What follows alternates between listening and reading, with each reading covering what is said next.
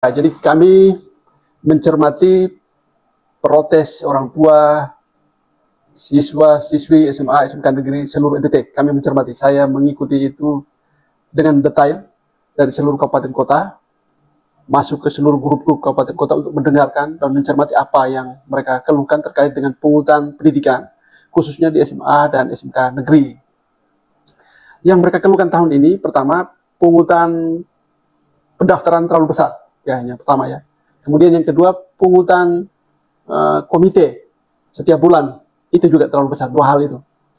Pungutan pendaftaran kenapa besar? Karena saya lihat di sekolah-sekolah negeri SMA SMK ada uang pendaftaran itu mulai dari 750.000 sampai 2.200.000 untuk SMA, dan untuk SMK itu 2.500.000 sampai 3.500.000. Itu di pendaftaran yang memberatkan yang mereka sampaikan. Sehingga setelah kami cek item-item di biaya pendaftaran itu, ternyata kenapa dia menjadi mahal? Karena mereka kemudian memungut di dalam itu ada yang namanya item biaya seragam nasional, seragam pramuka, topi, dasi, sepatu, tas, dan seterusnya. Kemudian ada juga yang namanya pungutan komite 3 bulan sampai 6 bulan. Ada yang lagi memungut namanya pungutan 8 standar pendidikan. Ada yang namanya pungutan melekat siswa. Ada yang namanya uang pembangunan, macam-macam itemnya. Bikin pagar, paving block, gapura, ITC center, bank mini di SMK dan seterusnya, yang setelah kami cermati satu-satu item itu menambah biaya menjadi mahal tadi yang dikeluhkan tadi. Sehingga kami berkoordinasi dengan Dinas Pendidikan untuk segera membuat batasan agar sekolah itu tidak boleh membeli seragam dan tidak boleh memungut pungutan komite atau yang lainnya dalam jumlah 3 bulan, 6 bulan sekali. Itu untuk biaya pendaftaran. Yang kedua, itu yang pungutan komite, itu lebih masif lagi. Para orang tua mengeluhkan pungutan komite sekolah negeri yang masih berkisar 50.000 sampai 200.000 SMA, SMK negeri se-NTT. Dan itu menurut mereka memberatkan karena tidak ada pemilahan untuk orang tua yang mampu dan yang tidak mampu. Kemudian dana BOS juga dirasa cukup untuk SMA 1.590 dan SMK 1.690. Itu protes yang masif di tahun ini untuk dua hal itu ya, untuk pungutan ya, pungutan yang masif dua hal ini. Kemudian yang paling terakhir lagi ini ketika terjadi pendaftaran ulang ya, jadi yang tadi mereka keluhkan tentang biaya pendaftaran itu sudah kami koordinasikan ke Dinas Pendidikan Provinsi agar segera dikeluarkan edaran atau apapun kepada seluruh sekolah untuk pertama, seragam nasional, seragam pramuka tidak boleh dibeli oleh sekolah agar biayanya lebih murah, dan sumbangan pungutan pendidikan atau yuran di sekolah, istilahnya yuran pengembangan pendidikan IPP, itu kalau boleh jangan dipungut 3 bulan, 6 bulan atau 1 tahun sekaligus pada saat pendaftaran. Itu memberatkan, sehingga Dinas Pendidikan telah mengeluarkan arahan pertama untuk seragam kepada seluruh sekolah agar seragam nasional, seragam pramuka tidak dibelanjakan oleh sekolah, kecuali seragam khusus seperti seragam olahraga, batik khusus, dan seterusnya, yang tidak bisa kita beli sendiri-sendiri. Tetapi untuk seragam nasional, pramuka, dan seterusnya, sepatu, tas, itu boleh dibeli orang tua sesuai kemampuannya di toko-toko terdekat. Itu sudah ada arahan dari Dinas Pendidikan. Sehingga mungkin jumlah sekolah yang membeli seragam tahun ini jauh lebih berkurang dari tahun sebelumnya. Nah, kemudian yang kedua itu terkait dengan pungutan komite atau istilahnya yuran pengembangan pendidikan IPP. Itu yang sekarang ini marak diprotes. Karena apa? Karena mereka telah membayar IPP itu pada tanggal 25 Juni pada saat pendaftaran ulang terakhir. Ya, pada saat pendaftaran ulang terakhir itu SMA SMK itu tanggal 25 Juni, dan di dalam form pendaftaran itu antara lain pembayaran IPP tadi 3 bulan. Rata-rata sekolah 3 bulan. Ada yang 2 bulan, tapi jarang ada 1 bulan. 2 bulan, 3 bulan, 6 bulan, bahkan ada yang 1 tahun sekaligus. Sehingga untuk itu juga Dinas sudah mengeluarkan surat edaran tertanggal 9 Juli kepada seluruh sekolah negeri SMA dan SMK agar yang pertama hanya boleh memungut IPP 1 bulan dulu sementara waktu sambil menunggu peraturan gubernur tentang pendanaan pendidikan SMA SMK negeri yang saat ini sedang diproses. Sedikit lagi sudah final. Kemudian arahan yang kedua, agar daerah-daerah yang terkena bencana alam di Gunung Lautobi itu Kabupaten Sika dan Kabupaten Flores Timur, agar dibebaskan dari semua pungutan untuk anak sekolah. Itu dua yang diarahkan kemarin. Tetapi saya masih menerima protes massal dari seluruh kabupaten kota karena mereka mengatakan kami sudah bayar Pak 25. Ini soal di kita karena apa? Karena edaran ini keluar tanggal 9 Juli, batas pendaftaran ulang 25 Juni. Jadi orang sudah bayar semua yang 3 bulan, 6 bulan itu di tanggal 25 Juni. Mereka tanya, bagaimana kami Pak kalau ini mempedomani? Saya kontak para kepala sekolah yang dilaporkan. Mereka bilang, bagaimana Pak, kami sudah setor di tanggal 25 Juni. Apakah kami minta kembalikan lagi uang itu dan seterusnya? Itu masalah. Jadi ini masalahnya karena momen pada saat kita mengeluarkan perintah arahan ini terlambat. Seharusnya kita mengikuti momen-momen pada saat, kalau arahan ini keluar sebelum pendaftaran ulang berakhir, mungkin mereka akan bayar 1 bulan sesuai arahan ini. Tapi kan ini terlambat sehingga semua sudah terlanjur. Kecuali yang mungkin sesudah 25 Juni baru dia bayar, mungkin sekolah masih mempedomani edaran Pak Kepala Dinas Pendidikan Provinsi untuk membayar IPP 1 bulan saja. Tetapi semua masalah ini sekali lagi kami sampaikan kepada seluruh masyarakat Tenggara Timur bahwa apa yang dikeluhkan ini sedang dalam proses di draft peraturan gubernur tentang pendanaan pendidikan. Semuanya sudah didengar. Nanti poin-poin akan dimasukkan di dalam peraturan gubernur yang akan segera ditandatangani Pak Gubernur. Nanti di dalam itu isinya antara lain sekolah hanya boleh beli seragam khusus. Nah, ini untuk menjawab keluhan mereka itu. Kemudian nanti juga akan diatur IPP tadi, iuran pengembangan pendidikan itu hanya boleh dipakai untuk apa saja, dibatasi itemnya. Item penggunaannya yang tadi saya cerita di awal bahwa ada yang namanya pungutan komite, kemudian ada yang namanya pungutan lapan standar, ada yang namanya pungutan melekat siswa, kemudian ada yang pembangunan, paving block, ITC center, bahan mini dan seterusnya. Itu tidak perlu sebanyak itu. Nanti di peraturan gubernur akan diatur sekolah kalau dia boleh memungut berdasarkan peraturan pemerintah 48/2008, maka dia hanya boleh memungut pada item tertentu dan dengan syarat-syarat yang diatur di dalam PP 48/2016 tentang pendanaan pendidikan pasal 52. Itu antara lain, itu ada syarat ketat di sana, antara lain bahwa tidak boleh pungutan itu dikenakan kepada orang yang tidak mampu. Yang kalau dia punya PKH macam-macam itu ya, itu tidak boleh dipungut ya. Itu perintah peraturan pemerintah begitu. Kemudian yang kedua, tidak boleh digunakan untuk membayar honor tugas tambahan, komite, guru dan seterusnya. Nah, selama ini yang ribut-ribut kalau teman-teman ikuti di SMA 2, SMA 5, SMA negeri lain itu mereka protes karena sumbangan orang tua ini dipakai terlalu besar untuk honor tugas tambahan guru negeri. Ya, itu yang dikeluarkan. Nah, itu nanti akan dibatasi di pergub itu. Apakah honor tugas tambahan itu masih perlu, tidak perlu? Kalau perlu kenapa? Kalau tidak perlu kenapa itu? Kami sudah melihat honor tugas tambahan guru itu cukup menyedot biaya di sekolah. Dari sumbangan tadi dari orang tua tadi, pungutan-pungutan itu porsinya untuk honor tugas tambahan guru itu besar itu. Besar, sehingga kalau itu nanti kita atur di pergub, potong, kurang, kemudian guru honor yang mereka biayai dari uang orang tua itu juga sudah berkurang karena separuh sudah beralih ke P3K, tidak ada guru honor lagi, kita potong lagi jumlahnya, sehingga harapan kami setelah pergub itu diteken, itu biaya-biaya yang selama ini diributkan ini mungkin akan berkurang jauh, bahkan gratis ini.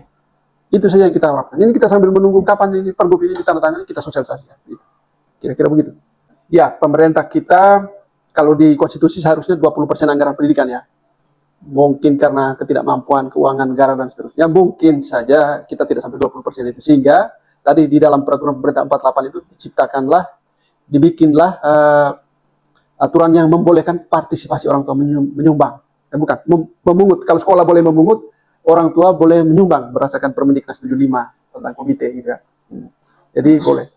Tetapi pemerintah kita hari ini sudah menyiapkan namanya bantuan operasional satuan pendidikan, BOS pusat. Itu dengan biaya per siswa itu untuk SMK itu SMA 1.590.000 per siswa per tahun, untuk SMK itu 1.690.000 per siswa per tahun. Dan di dalam juknisnya, juknis BOS itu ada juknis tahun 2025, itu sudah diatur porsinya masing-masing. Untuk guru itu tidak boleh lebih 20%, untuk sarpras itu berapa persen, yang lain-lain berapa persen, itu semua sudah diatur. Berapa persen dari total BOS gitu ya. Nah, itu sudah diatur. Sehingga kalau ada sekolah-sekolah yang merasa bahwa tahun ini guru honor saya tinggal sedikit karena semuanya sudah menjadi guru P3K yang dibiayai negara atau dibiayai daerah, berarti silakan menghitung kembali. Saya minta mereka menghitung kembali. Kalau guru honor tidak ada lagi, berarti untuk apa kan pungut lagi, cukup pakai dana BOS itu. Untuk bayarkan 20% kali total siswa, cukup. Dan itu kalau sudah cukup, tidak perlu pungut lagi, karena negara sudah menyiapkan tadi dana BOS tadi. Nah, itu sudah diterapkan oleh beberapa sekolah di Nusa Tenggara Timur, antara lain SMK Negeri Kolbano di Soe, SMA Negeri 3 Borong di Manggarai Timur, SMA Negeri 2 Kupang Barat. Di Kupang Barat. Mereka itu sudah menerapkan. Saya tanya kepala sekolahnya, kenapa tidak bayar? Iya, karena kami Pak guru honornya sudah masih ada, masih banyak, tapi 20% bos cukup untuk bayar mereka. Tidak perlu lagi kami pungut orang tua. Ada yang mengatakan, saya punya Pak sudah beralih ke P3K. Semua tinggal 2. Yang 2 ini bisa saya pakai dari 20% bos yang diatur ini. Cukup. Itu. Tidak perlu lagi saya pungut dari orang tua. Itu sekolah-sekolah yang mau menerapkan. Sehingga kita minta, kalau sekolah-sekolah lain juga bisa, harusnya bisa. Karena 3 sekolah itu bisa. Sekolah lain bisa, sehingga membantu anak-anak kita NTT yang kemarin teman-teman ikuti, partisipasi pendidikan kita masih rendah sekali, 23% secara nasional. Kemudian angka tidak sekolah kita masih ada 155.000 sekian, itu tinggi sekali untuk anak-anak. Itu bisa sedikit terbantu. Karena salah satu alasan di angka putus sekolah macam-macam, angka tidak sekolah itu kan salah satunya karena biaya. Salah satunya ya, kalau dia malas sekolah bisa saja, tapi salah satunya adalah biaya. Maka untuk biaya ini bisa diintervensi pemerintah melalui ini, hal-hal yang kita atur ini. Sekolah-sekolah kita minta mendukung, kalau cukup bosnya tidak perlu lagi sumbangan pungutan macam-macam itu. Dan ini harusnya bisa. Kalau sekolah-sekolah negeri yang lain bisa, harusnya yang lain bisa juga. Sehingga tidak perlu lagi kita urus yang pungutan-pungutan macam-macam ini. Jadi, kalaupun mereka bilang tidak cukup, maka yang tidak cukup itu kita hitung dari selisih yang tidak dibiayai oleh bos itu. Kira-kira tidak cukupnya berapa? Ya orang tua kita minta tambahkan yang tidak cukupnya tadi. Berapa itu kita bagi rata dengan semua siswa yang ada. Itu yang dilakukan. Nah ini yang selama ini rasionalisasi itu belum dilakukan, sehingga kita masih bayar sama dari tahun ke tahun 150 terus sampai sekarang. Nah sekarang saya bilang ke teman-teman sekolah, kalau sekarang Anda masih pungut 150.000 per bulan, sementara guru honornya sudah tidak ada lagi, uang itu mau diapakan? Mau pakai untuk bayar siapa? Gitu ya. Pertanyaan saya begitu. Lalu kalau fisik bangunan juga orang negara sudah bangun semua, kamu mau bangun apa? Kalau bisa, orang tua itu jangan disuruh bangun yang fisik berat. Kita suruh bangun ruang kelas baru, stadion mini, itu bukan tugas orang tua itu. Tugas negara itu. Kita tidak mungkin membebankan orang-orang yang tidak mampu di NTT yang jumlahnya 19-20% ini. Kita ini 19-20% orang-orang miskin, itu untuk bangun sekolah. Tidak pas itu. Tidak pas. Itu yang selama ini terus-menerus kami gelorakan dan kami minta koordinasi kerjasama. Kami datangi Pak Gubernur, kami datangi Wakil Gubernur, Dinas Pendidikan. Semuanya kami diskusikan soal ini. Dan sudah ada ujungnya. Minimal draft pergub sudah dibuat dan mungkin mohon dukungan seluruh masyarakat NTT mudah-mudahan segera dibahas. Semua poin-poin keluhan itu masuk ke dalam pergub itu dan ditandatangani. Setelah itu kita sosialisasikan. Kita ingin lihat apakah sesudah itu masih dibayar mahal seperti sekarang atau tidak. Itu. Kemarin yang terpublikasi itu memang kebetulan SMA 2, SMA 5, SMA 9. Ya, tapi masalah yang terjadi di 3 SMA ini terjadi di semua SMA SMK negeri. Kecuali yang 3 sekolah yang gratis tadi ya. Jadi honor tugas tambahan guru itu boleh teman-teman cek itu. Saya sudah japri-japri seluruh sekolah. Kamu punya di situ berapa sih honor tugas tambahan guru? Semuanya ada, tetapi besarannya bervariasi. Ada yang kebetulan kemarin SMK 2 itu besar, kepala sekolahnya 6 juta. Mungkin ada juga yang lebih dari 6 juta yang kita tidak cek ya. Jadi porsi pungutan dari orang tua yang mereka pakai untuk membayar honor tugas tambahan guru itu ada di semua sekolah negeri. Memang kita prihatin karena memang yang terpublish ini hanya beberapa SMA ini ya. Ya, tetapi semua sekolah negeri ada itu. Makanya kita bikin pergub ini untuk membatasi. Sebab kalau tidak nanti terjadi lagi begitu. Sehingga saya selalu menyarankan kepada teman-teman di sekolah, saya kebetulan berada di satu forum guru dengan mereka masukkan saya. Jadi tiap hari saya diskusi dengan mereka, termasuk poin-poin yang akan kami perbaiki ini juga seluruhnya masukan dari para guru. Nah, ini kami sering sampaikan bahwa pendidikan itu, sekolah itu adalah kompas moral gitu. Dia itu kompas moral mengajarkan karakter dan seterusnya. Maka jika mereka menjadi bagian dari masalah karakter seperti sekarang ini, pungutan-pungutan tidak ada dasar hukum, protes massal, ini rasanya tidak pas begitu ya. Rasanya kok kompas moral ini diobok-obok seperti sekarang, dimaki-maki, dibully di skala penjuru, ini tidak pas untuk sekolah. Sehingga saya minta mereka untuk patuh. Ya, jadi ada kepatuhan terhadap seluruh peraturan perundang-undangan yang berlaku di negara ini, termasuk di bidang pendidikan ini. Ya, PP 48 tadi kita tidak boleh pungut dari orang tua tidak mampu, tidak boleh pungut. Tidak boleh dipakai untuk honor tugas tambahan guru komite, tidak perlu, karena itu peraturan pemerintah sudah mengatur. Kemudian harus diaudit, ya kita audit. Kemudian tidak boleh dipakai untuk menahan ijazah atau anak-anak tidak ikut ujian karena belum bayar. Itu syarat di peraturan pemerintah 48 yang harus mereka patuhi. Dan hari-hari ini mereka belum patuhi itu. Kalau kita belum bayar sekolah, anak-anak kita tidak bisa ikut ujian, ijazah tidak bisa diambil. Ijazah itu mungkin ada puluhan ribu ijazah di sekolah-sekolah negeri NTT yang tidak bisa diambil sekarang ini. Kalau teman-teman mau data silakan coba cek itu.